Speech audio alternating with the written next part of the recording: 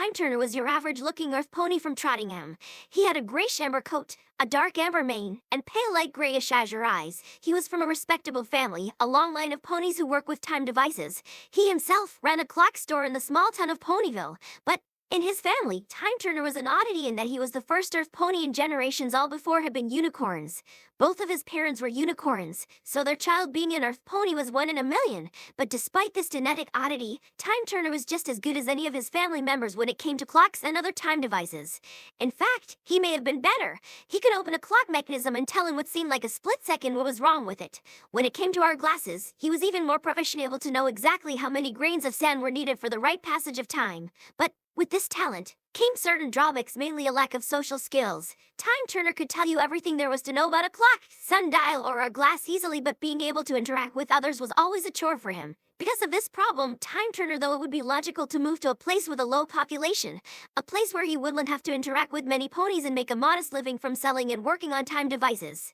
So he moved to Ponyville, thinking a town with that sort of name couldn't possibly be anything too outrageous. He was very wrong. One of the first ponies Time Turner ever encountered was an extraordinarily hard-working pink earth pony, whose actions seemed to defy any laws of, well, anything. Try as she might, though, the pink pony was unable to get any real information out of Quiet Clockmaker. During his first few weeks in town, all she learned about him was his name. She rarely had this sort of trouble getting information out of some pony. Before this, the longest it ever took her was 2 days. But one day, a simple misunderstanding would turn Time Turner's world upside down. On a particularly average day, Time Turner was waiting on a delivery as he did on Wednesday, when the crazy pink filly showed up at his doorstep.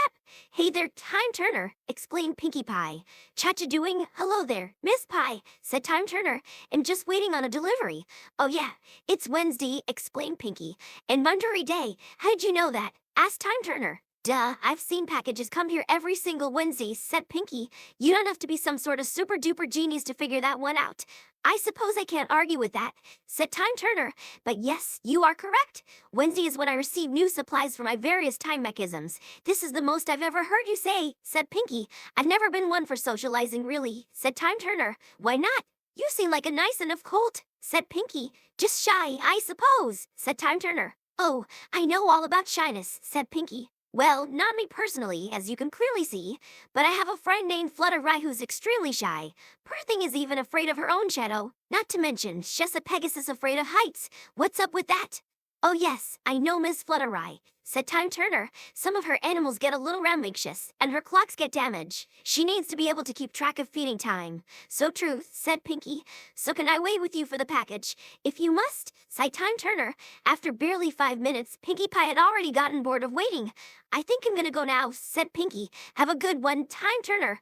"Oh, you too, Miss Pie," said Time Turner. "Pinkie will do," said Pinkie with a big grin. "Good day, Pinkie," said Time Turner. Pinkie Pie bounced off happily, leading Time Turner to give a large sigh of relief. "I'm not used to that much conversing," said Time Turner to himself. Finally, his package was delivered to him by the stocky earth ponies, a large blue crate. "Would you gentlecoats be so kind as to help me take this crate into my shop?" Time Turner asked the 2 work ponies. "No pony said nothing about tacking a crate into a building," said one of the 2 workers. "Just been told to drop it off in front of this here building." "Oh, right, well I suppose that's a fair point," said Time Turner. The 2 large stallions walked off, laughing a bit as they did. Time Turner drooped his ears, thinking he wouldn't be able to open the crate. But then he noticed something odd about this crate. It appeared to have doors and a simple latch to it. A very odd design for a crate, that Time Turner. Then again, I don't see blue crates that often either. Time Turner unlocked the crate to discover a Grand Four clock inside. It was one of those more modern Grand Four clocks, even had some wheels for easy moving. He pulled the clock out of the crate, and it immediately grew a bit larger. He figured it must be one of those clocks that can compact itself. Unbeknownst to Time Turner, Pinkie Pie was still hopping nearby as she noticed him moving the clock. However, she had missed the part where the clock grew a few more inches, and came to the only logical conclusion she could think of. This strange blue crate was much larger on the inside. This caused Pinkie to let out a huge gasp. "This explains everything," explained Pinkie Pie. "Time Turner doesn't talk about himself much because he's a time-traveling alien.